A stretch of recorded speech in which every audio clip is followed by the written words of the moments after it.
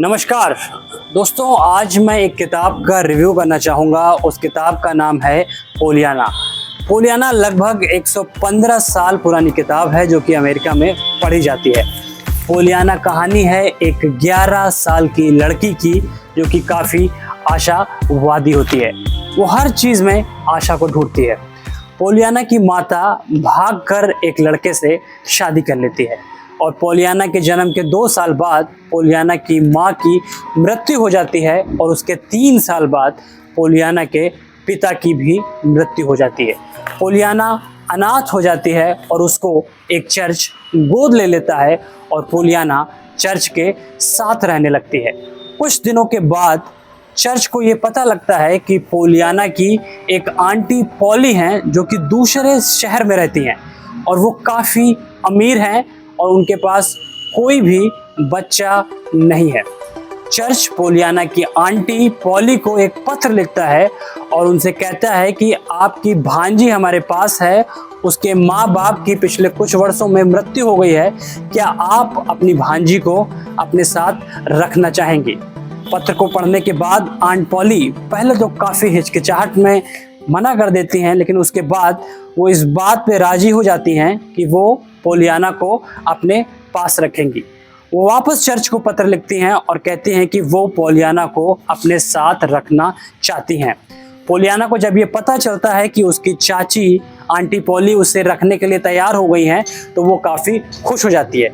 वो अपना सामान पैक करके आंटी पॉली के पास जाती है। आंटी पॉली एक गांव में रहती हैं जो कि बेहद अच्छा और खूबसूरत गांव है। आंटी पॉली उस गांव की सबसे धनाढ्य व्यक्तियों में से एक होती हैं। उनके पास एक बड़ा सा बंगलो विला होता है, इसमें 7 से 8 कमरे होते हैं। वो अपनी नौकरानी नैन्सी को बुलाती हैं और कहती हैं कि मेरी 11 साल की भांजी पोलियाना यहाँ पर रहने आ रही है। तुम ऊपर एक गंदा कमरा पड़ा है जिसमें कोई पंखा नहीं है, झाले लगे हैं, वो कमरा पोलियाना को दे दो, पोलियाना उसमें रहेगी। नैन्सी थोड़ा सा शर्मा जाती है, थोड़ा सा घबरा जाती है और वो पूछती है कि घर में इतने कमरे पड़े हुए हैं तो आप पोलियाना को, अपनी भांजी को, वो ख़राब कमरा ही क्यों रहने के लिए देती हैं। जिसके जवाब में आंटी पॉली कहती हैं कि नैन्सी, तुम्हें जितना कहा जा रहा है तुम उतना ही करो। पोलियाना को ऊपर पड़ा एक बेहद ख़राब कमरा दे दिया जाता है जिसमें कोई खिड़की नहीं होती है, कोई पंखा नहीं होता है, सिर्फ एक रोशनदान होता है। पोलियाना अपनी आंटी पॉली के पास पहुंचती है और बेहद खुश होती है।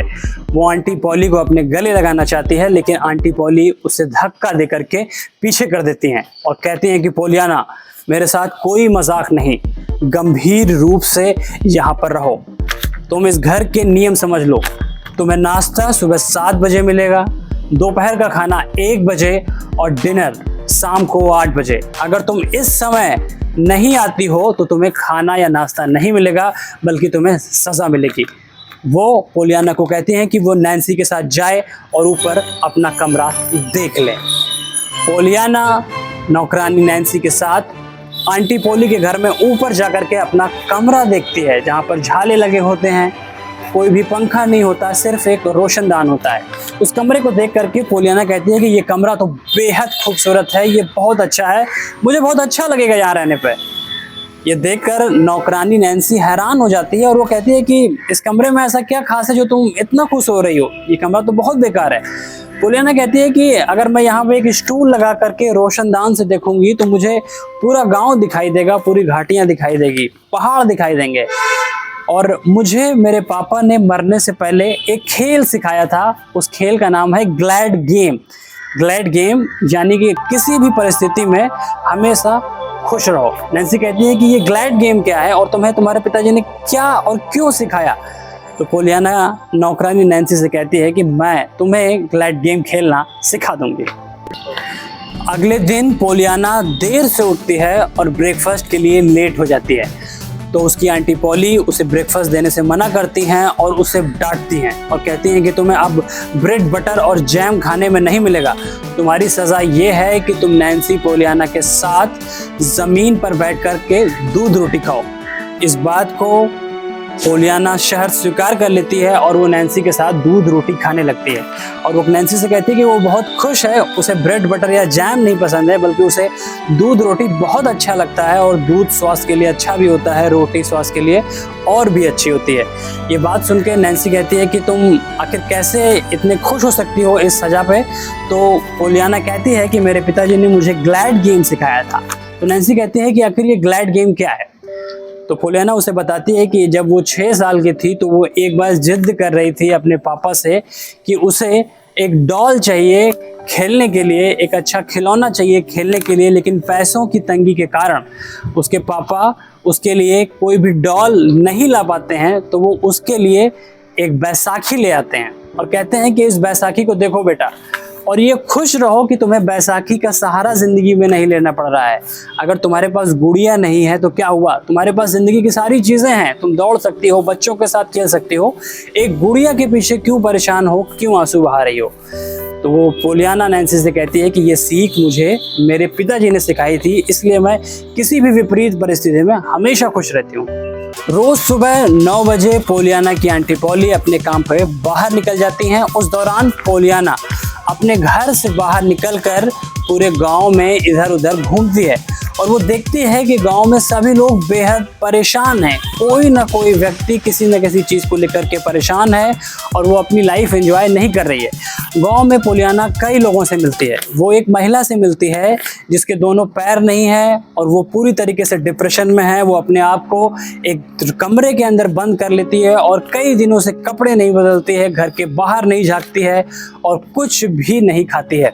पोलियाना उस औरत से मिलती है, उसे कहती है कि आपके सिर्फ पैर ही नहीं है, बाकी सारी चीज़ें आपके पास मौजूद हैं, भगवान ने आपको बहुत अच्छा चेहरा दिया हुआ। पोलियाना उस औरत का मेकअप करती है और उसे एक शीशा दिखाती है और कहती है कि देखिए आप कितनी खूबसूरत लग रही हैं, आप घर के बाहर निकलिए। पोलियाना गांव में ही एक दूसरे लड़के से मिलती है जिसकी उम्र लगभग 15 साल होती है। वो एक अनाथ आश्रम में रहता है, उसके माता पिता नहीं होते हैं और वो भी बहुत ज़्यादा दुखी और डिप्रेशन में रहता है कि वो पढ़ाई नहीं कर पा रहा है, ज़िंदगी में आगे नहीं बढ़ पा रहा है। पोलियाना उस अनाथ लड़के को भी बताती है कि वो उसके पास सब कुछ है, वो बहुत कुछ कर सकता है। वो उसे आशा और उम्मीद की किरण दिखाती है। फिर पोलियाना उस गांव में एक तीसरे शख्स से मिलती है जो कि एक राइटर होता है जिसका लेखक का करियर खत्म सा हो जाता है क्योंकि उसकी उंगलियों में एक बीमारी हो जाती है और वो अब लिख नहीं सकता। पोलियाना उसे भी उत्साहित करती है, उसे भी इनकरेज करती है और कहती है कि लेखक महोदय, अगर आप लिख नहीं सकते तो क्या हुआ, आप रेडियो पे अपनी आवाज़ दे सकते हैं, आप अपनी कहानियाँ बेच सकते हैं, आप बहुत कुछ कर सकते हैं। उसकी बात सुन करके वो लेखक अपनी कहानियाँ रेडियो को बेचना शुरू कर देता है और बहुत सारी कोशिशें करता है। इस तरह से पोलियाना पूरे गांव को एक आशा और उम्मीद की किरण दिखा देती है। पूरा गांव बिल्कुल खुश रहने लगता है, पूरे पैशन और जोश के साथ काम करने लगता है और पोलियाना देखते ही देखते गांव में सुपर स्टार हो जाती है। जब पोलियाना की आंटी को ये बात पता चलती है कि उसके नौकरी पे जाने पर पोलियाना गांव में इधर उधर घूमती है और कई परिवारों से मिलती है तो वो बेहद नाराज होती है और वो पोलियाना का घर से निकलना बंद कर देती हैं और वो पोलियाना का नाम एक स्कूल में लिखा देती है। पोलियाना कुछ दिनों तक स्कूल जाती है और एक दिन स्कूल से लौटने के दौरान पोलियाना का एक्सीडेंट एक बड़े ट्रक से हो जाता है।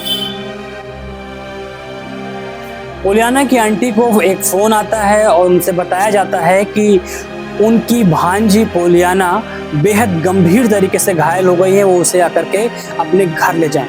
पोलियाना की आंटी पॉली घटनास्थल पर पहुंचती हैं और पोलियाना को लेकर के एक अस्पताल जाती हैं। अस्पताल के ट्रीटमेंट के बाद वापस पोलियाना को उसके घर भेज दिया जाता है। पोलियाना ठीक नहीं होती है।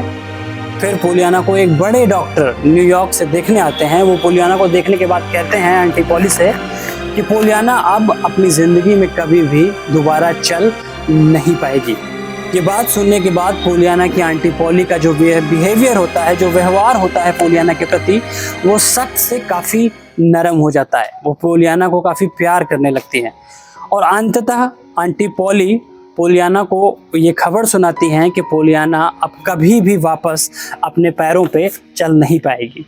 ये बात सुनने के बाद पोलियाना काफ़ी परेशान, काफ़ी दुखी हो जाती है और वो डिप्रेशन में चली जाती है। वो सारी चीज़ें जो वो करती थी वो करना छोड़ देती है। वो पोलियाना जो पूरी दुनिया को उम्मीद की किरण दिखाती थी, वो खुद डिप्रेशन अवसाद का शिकार हो जाती है। उसकी तबीयत ख़राब होने लगती है और 2 महीनों के अंदर उसका 13 किलो वज़न कम हो जाता है। और आखिर में जब गांव वालों को ये बात पता चलती है कि पोलियाना के साथ ऐसी घटना हुई है, तो गांव वाले काफ़ी परेशान हो जाते हैं। उसके बाद वो महिला जिसको पोलियाना ने उम्मीद की एक किरण दिखाई थी, वो पोलियाना के पास आती है और वो कहती है पोलियाना से कि तुम ग्लैड गेम खेलो, वो ग्लैड गेम जो तुमने पूरे गांव को सिखाया था, वो ग्लैड गेम जो तुम्हारे पापा ने तुम्हें सिखाया था, वो ग्लैड गेम जिसके माध्यम से तुमने पूरे गांव का माहौल खुशहाल कर दिया है। अब तुम आखिर कैसे डिप्रेशन में रह सकती हो? वो महिला पोलियाना से कहती है कि वो उठे, अगर वो चल नहीं सकती तो वो अपने हाथों से चले, वो पढ़े लिखे, इधर उधर घूमे, व्हील चेयर पर रहे, वो इस तरह से डिप्रेशन का शिकार ना हो। पोलियाना उस महिला की बात सुनने के बाद उत्साहित हो जाती है और वो फिर से व्हील चेयर पे चलना शुरू कर देती है। कुछ दिनों के बाद वो लेखक जिसकी पोलियाना ने मदद की थी, वो पोलियाना से कहता है कि यहाँ से 600 किलोमीटर दूर एक वैद्य हैं जो तुम्हारी तरह ना चल सकने वाले लोगों की मदद कर रहे हैं, तुम्हें वहाँ पे जा कर के रहना चाहिए, तो शायद तुम ठीक हो जाओ। पोलियाना की आंटी पॉली पोलियाना को उस वैद्य के पास भेज देती हैं और 4 महीनों के बाद पोलियाना अपनी आंटी पॉली को एक पत्र लिखती है। उसमें कहती है कि आज मैं 20 कदम चली उस डॉक्टर की मदद से, मैं 20 कदम चली बिना किसी व्हील चेयर की मदद से, बिना किसी सहारे से। 6 महीने बाद पोलियाना पूरी तरीके से ठीक हो जाती है और वो वापस चलने लगती है, गांव में घूमने लगती है। दोस्तों, Poliana is a very good book. You must read it. Thanks for watching. If you like this video, do subscribe.